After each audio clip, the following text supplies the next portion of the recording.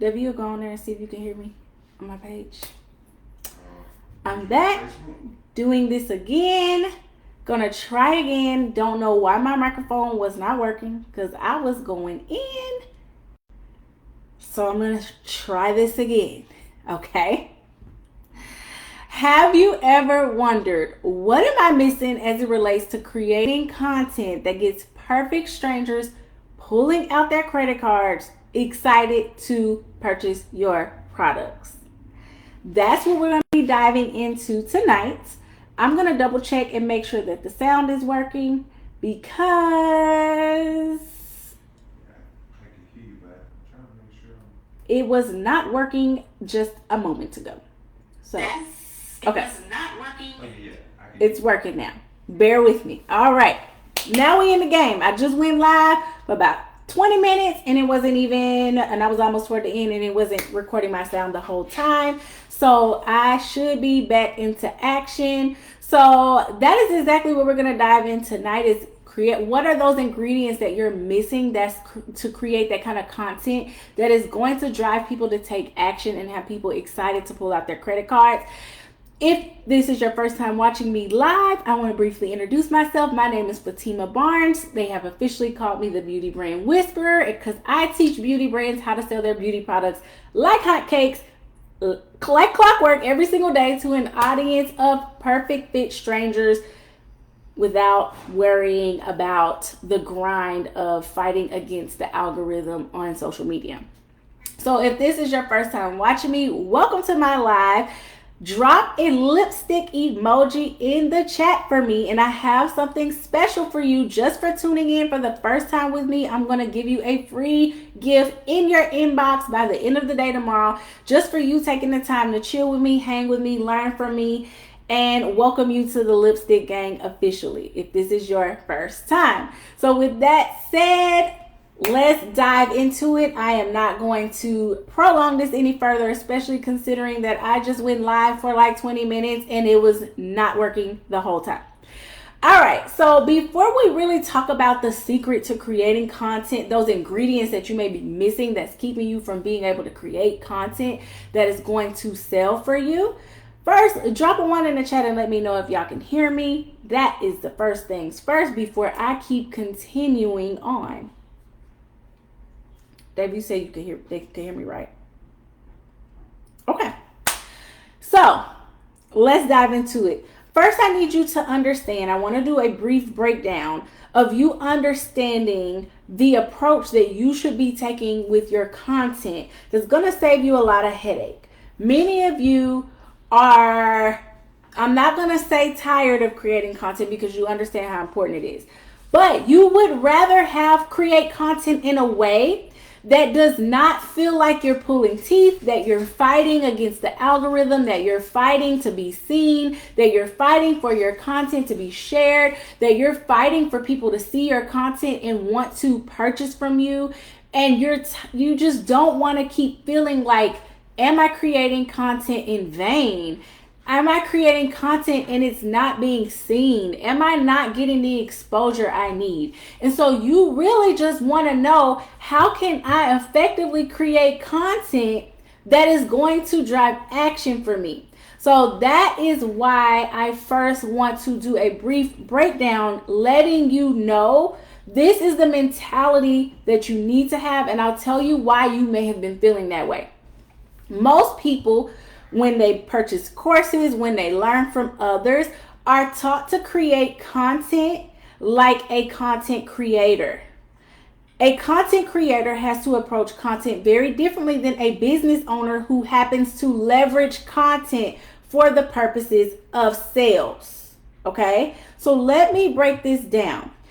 For instance, before there was ever any social media and businesses had to sell their products, when they created content, yes, an audience size was important to them, but the biggest, most important thing that was important to them was creating content that would drive people to their stores or physical locations. So maybe they would put out a billboard or a radio ad that called in the right people to shop with them. And before social media, they created content, whether it was commercials on the news, billboards, newspapers, TV, that called in those people. They didn't care about if it was getting liked. They cared about how many people that are the right people going to see this content, because I need them to come to my store.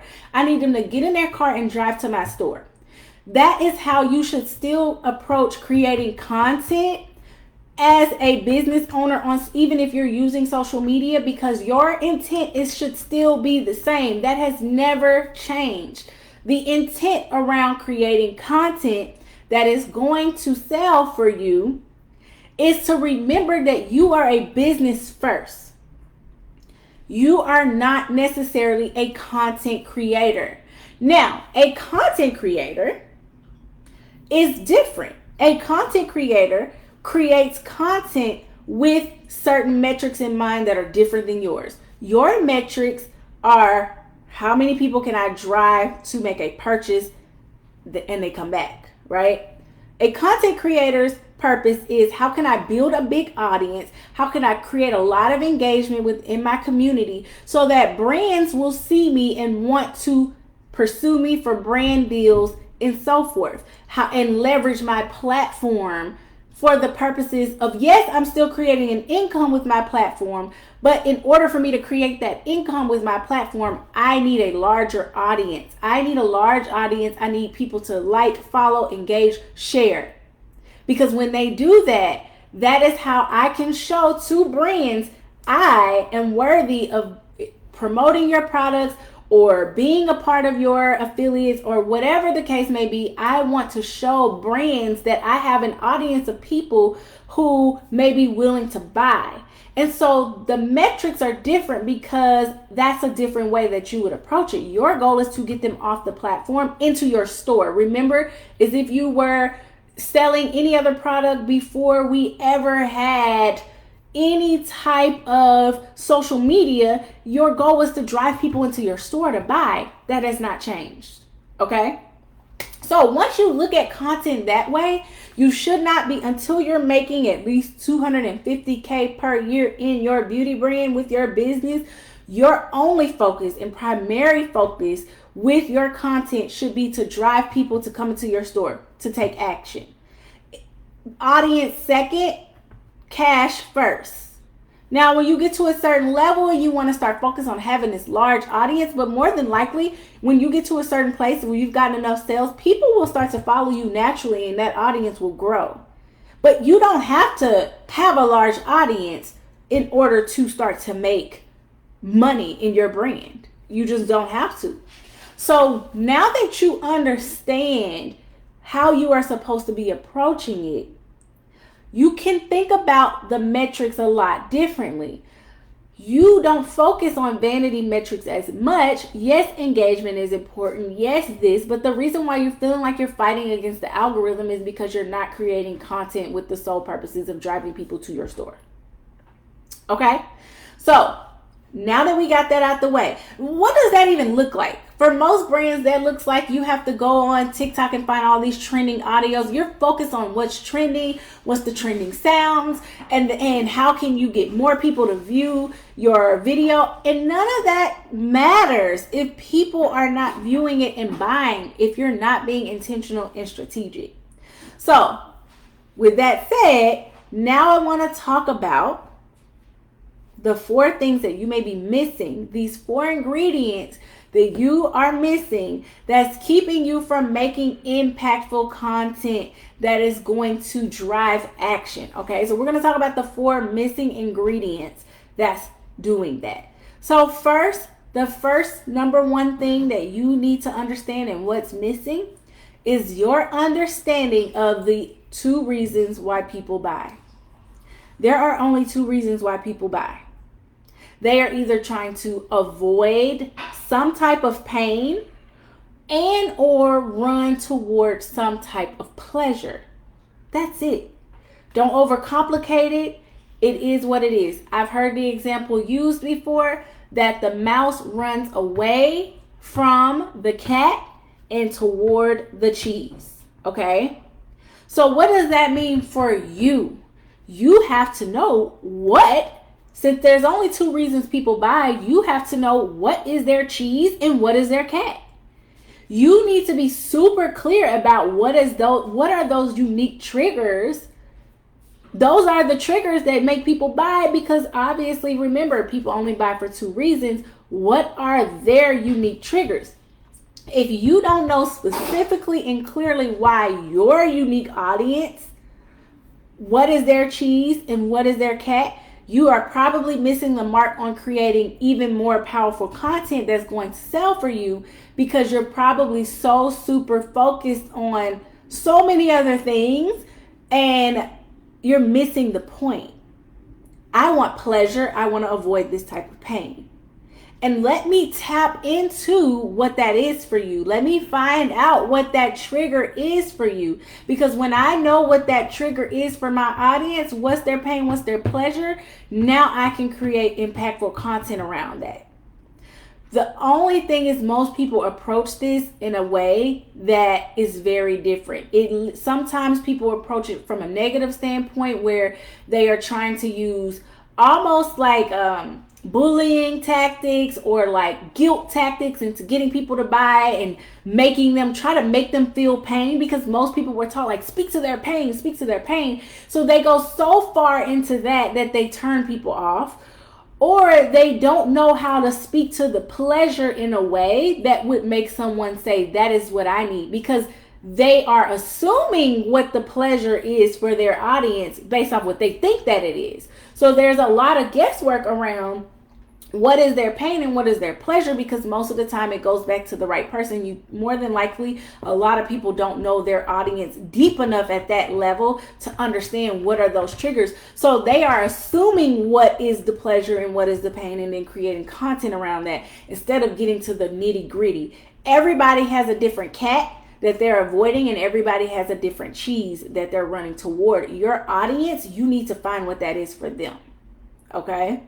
If you don't, it's going to keep you from getting people that are ready to buy, because you have not spoken to their triggers automatically. So for instance, if I used this example recently the other day, if I'm walking through the mall and I say, I ain't ready to buy nothing. I was literally walking through the mall. I said, I ain't buying nothing. I'm here to do one thing and I'm getting out.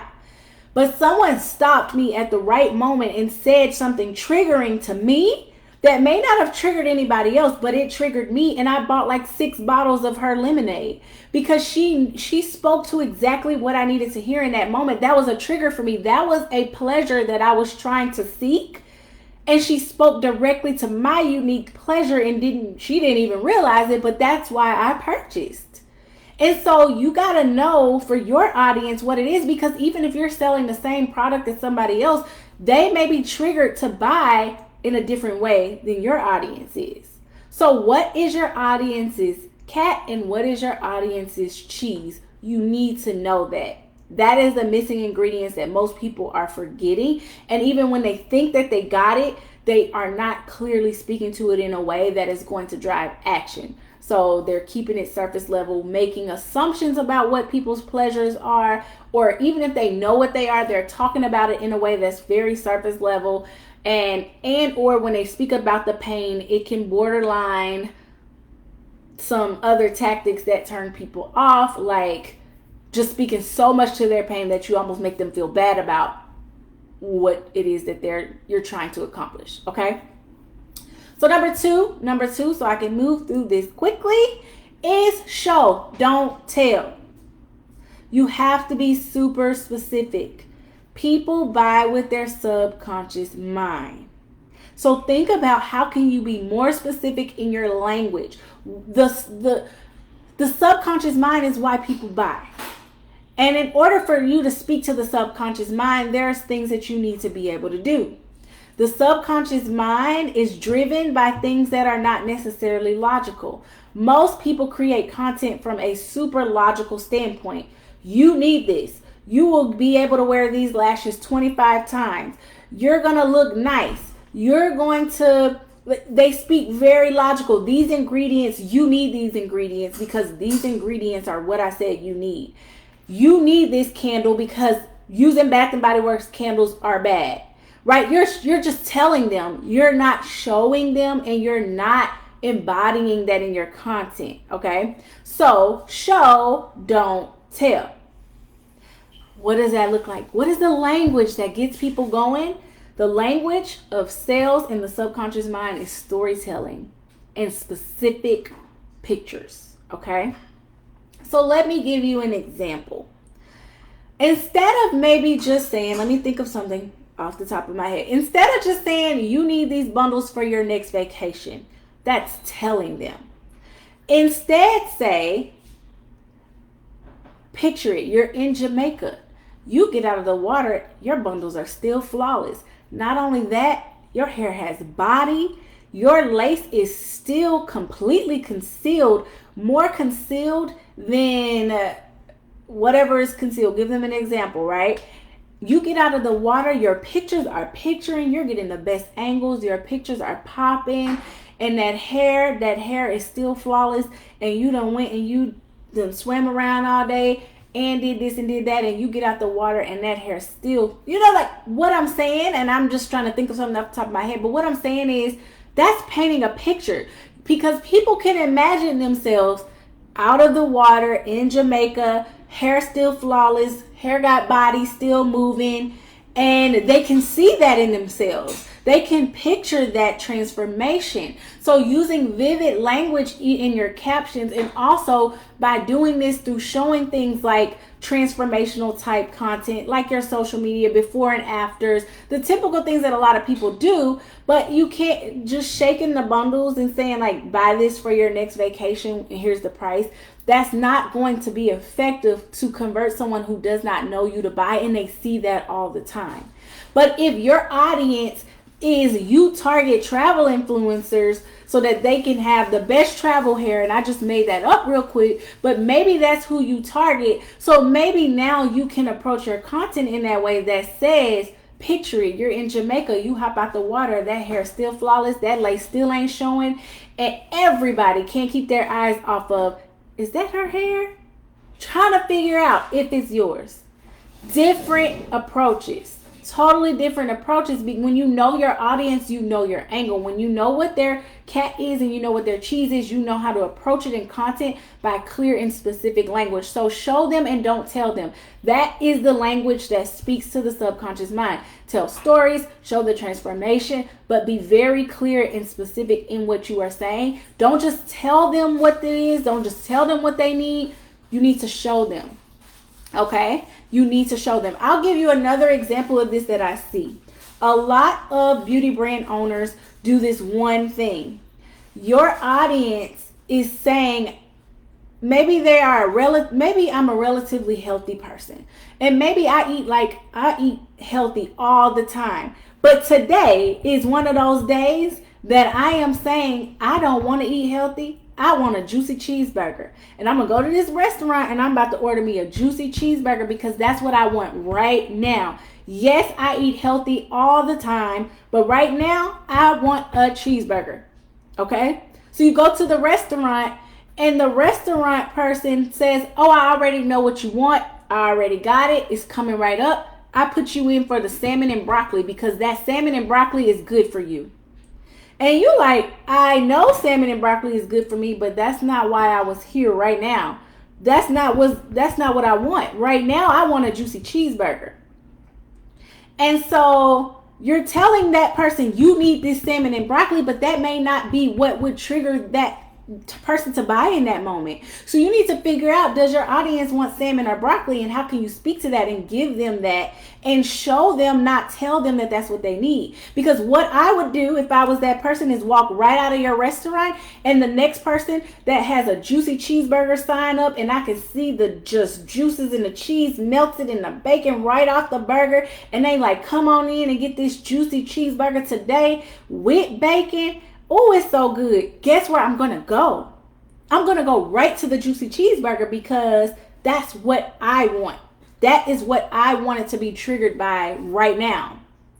So this is what you don't want to do in your content, is you don't want to completely focus on how can I tell people that this is what they need and they need to buy it, and how can I show them why. Okay? Because that logical stuff is not triggering. People are not triggered by the logics. That's the stuff that you add when they snap back to reality and they get ready to make the purchase. And they're like, oh, it comes with this and it's that and you'll do this. Great. That just is the icing on the cake, right? When you go buy a car, if you think about that experience, they like, don't you see yourself driving down the street with that and woo? Then at the end, to seal the deal, they're like, yeah, and this radio player does this and that. When you go buy a car, they are some great examples of salesmen and how you can leverage your own content, because they're going to find out exactly what it is that you're looking for and why you're looking for it. And they're going to focus on selling you the car in the way that you need it to hear it. And that is what you need to do in your content. Okay. So meet people where they are and show them, don't tell them. The third piece of that is the hook. A lot of times, many people can't even get to the rest of what you're saying in your content because you have not learned how to hook them in psychologically. That tells someone automatically, hey, I got what you need. So for instance, if we use the example at the restaurant, hey, I got that juicy cheeseburger. You looking for a juicy cheeseburger? Stop here. Now I'm hooked in.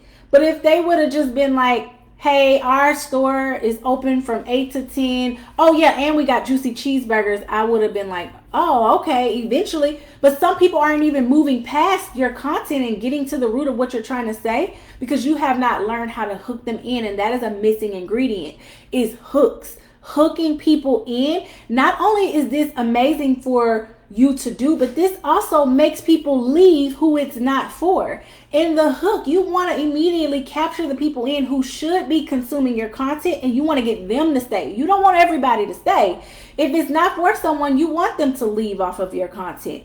But if it is, you want to keep the people who need to see it on. That is much more impactful for your business than just trying to have a bunch of views if a bunch of people don't want to watch it. And then now you messing up your numbers for real, because more people are leaving off of it than that are staying. When if you could be really focused on how can I get rid of the people who don't want to see this and get the people to stay that I want to, now I can make an impact. So with the hook, and let me know if I'm making sense, drop a 1 in the chat. And again, if this is your first time watching me, drop a lipstick chat in the emoji. With that said, how can I hook people in? This is a form of buyer psychology. Everything that I teach and everything that I help my clients implement it is rooted in consumer behavior and psychology as well.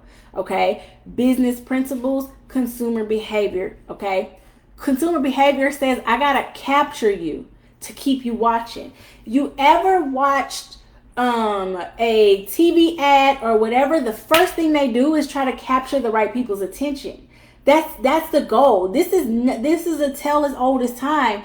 And again, people have lost sight of what you're supposed to be doing as a business owner to capture attention and the goal of it. And so they forgetting that this is the same concepts that should be used. So how can I hook people in immediately, filter out the people who this is not for, and get the people who it is for to stay, be engaged, and want to continue? So you need to learn to master the art of the hook. Now, like I said, if it's your first time watching me, if you drop a lipstick emoji in the live, I got a special gift for you where I'm going to give you 50 hooks that have been proven to work, that captures people's attention and keeps them ingrained into what you have.